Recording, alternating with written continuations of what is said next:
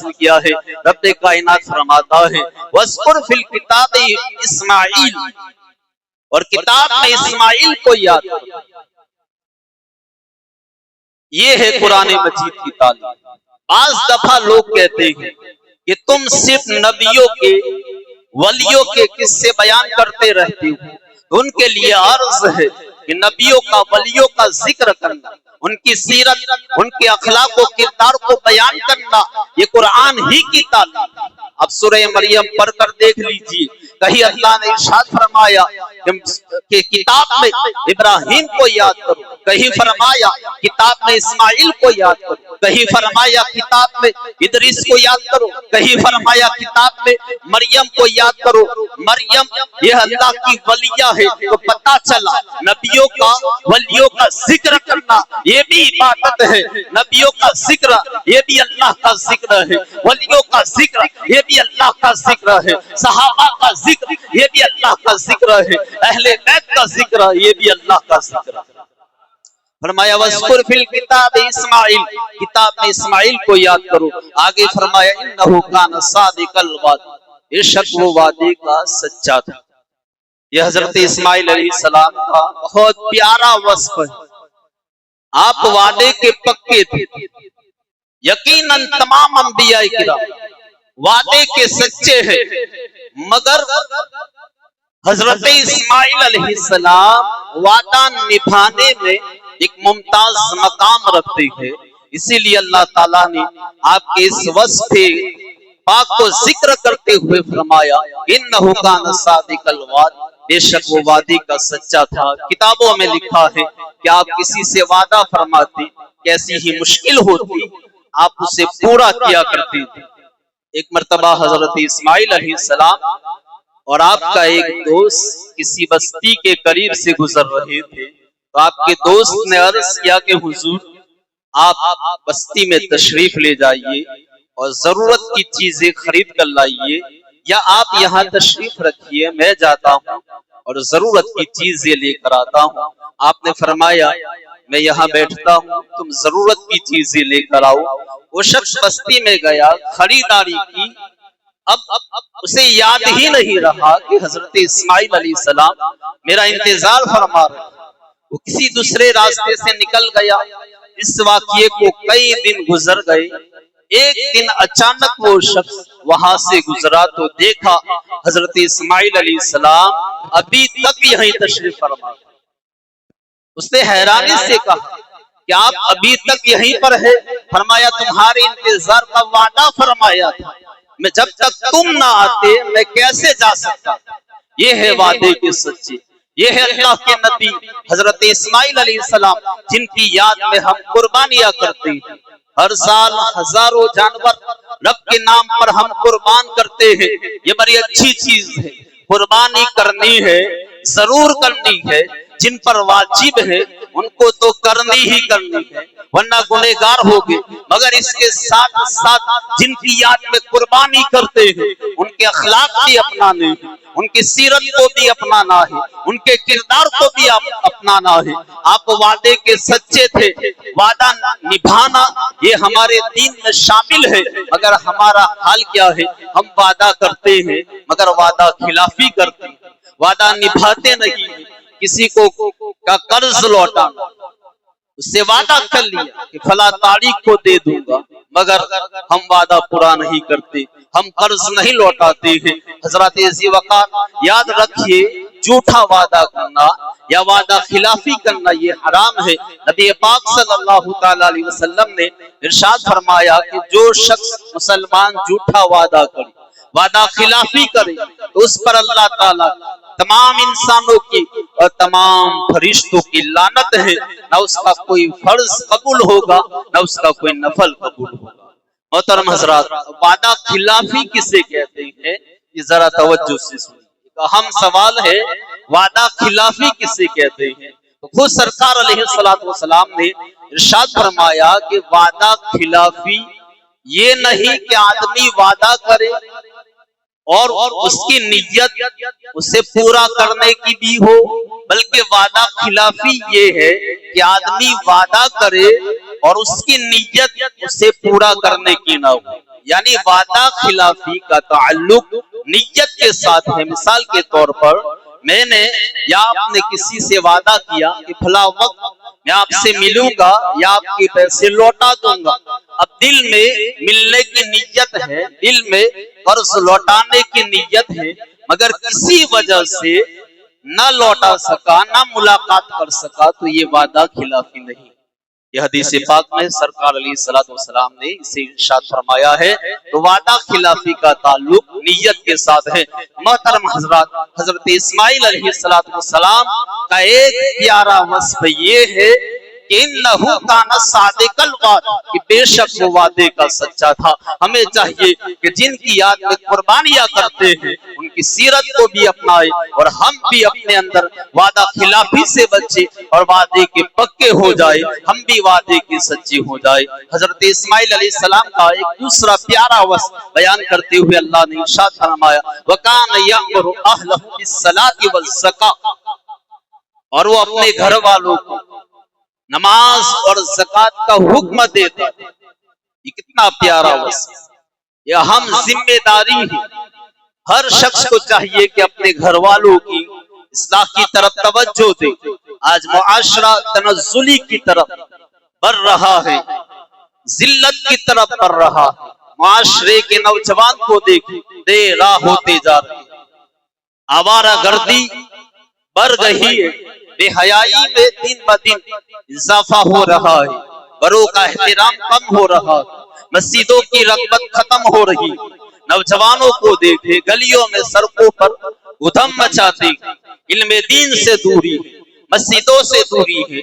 इसी तरह आज मुसलमान अपने मकसदे जिंदगी को भूलकर बस खाओ पियो और जान बचाओ इस पर अमल पैरा थे और इस्लाम के बुनियादी अकाईद तक मालूम नहीं, इस्लाम के नजरिया क्या है, दीन की बुनियादी मालूमात नहीं है, दीन के जो जरूरी मसाइल है, एक मुसलमान के लिए जरूरी मसाइल क्या है, हमें वो भी मालूम नहीं है। नमाज, गुस्ल, रोजा, हज तरीका, ये पाकी नापाकी के मसाइल तक मालूम नहीं, वजू का तरीका तक मालूम नहीं, गुस्ल का तरीका तक मालूम नहीं। साल हा साल हो गए, शादीशुदा है, गुस्ल करना नहीं आता, वजू करना नहीं आता। मोहतरम हजरात, तो एक अफसोस की बात है, अगर हर शख्स अपनी जिम्मेदारी को निभाए, जैसा कि हजरत इस्माइल अलैहिस्सलाम का ये वस्फ था कि आप अपने घर वालों को नेकी की दावत देते थे, तो आज भी हर माँ बाप और हर चचा ताया ये जिम्मेदारी उठाए और इस्लाह की कोशिश करे, अपने भाइयों को, बच्चों को, बहन इस्लाह की तरगीब दिलाए, नेकियों की दावत दे, बुराई से रोके, तो यकीनन हमारे मुआशरे से ये सारी बुराइयां खत्म हो सकती है।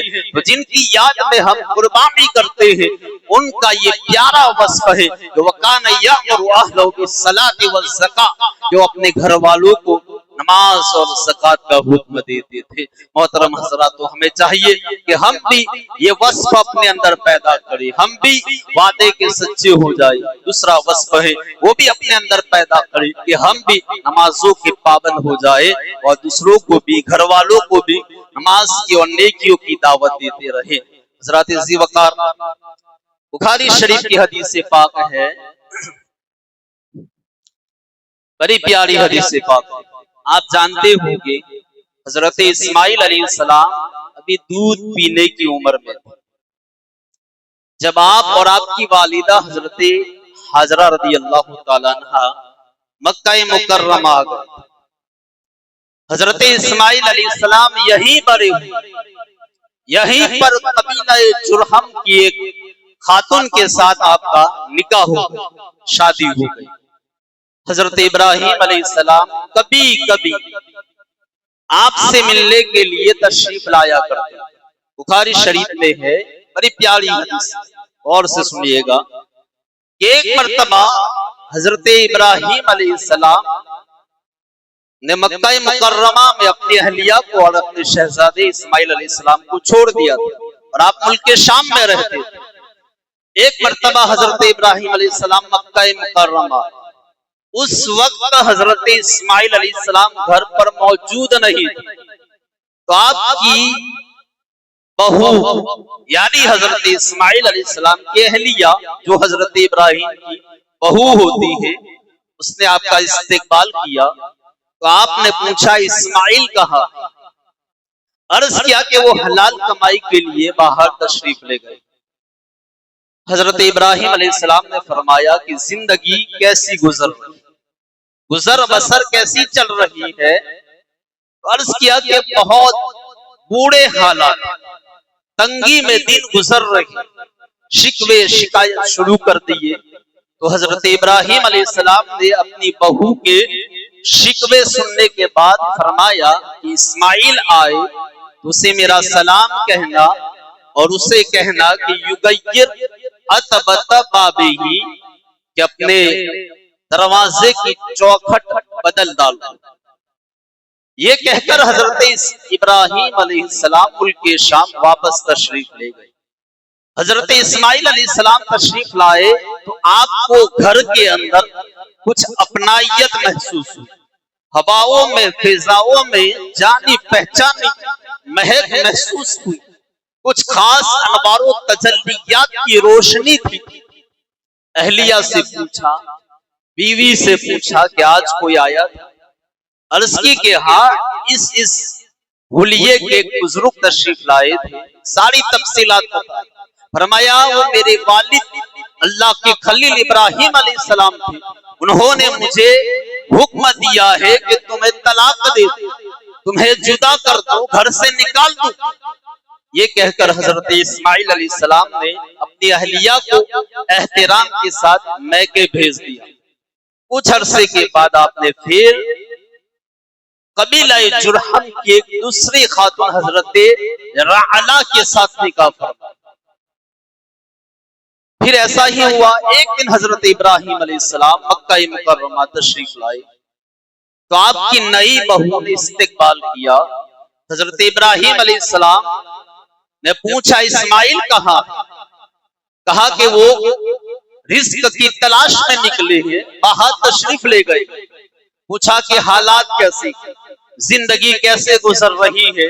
अर्ज किया अल्लाह का शुक्र है, मजे में दिन गुजर रहे हैं। फरमाया क्या खाते हो? अर्ज किया गोश्त। क्या पीते हो? अर्ज किया पानी।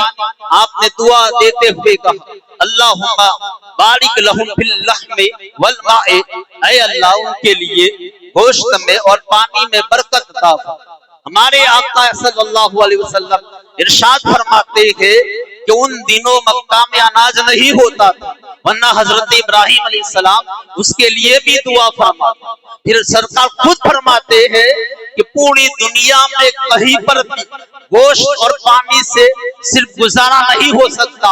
ये मक्का की आबादी है, इब्राहिम की दुआओं का नतीजा और असर है कि वहां सिर्फ गोश्त और पानी पर भी गुजारा हो।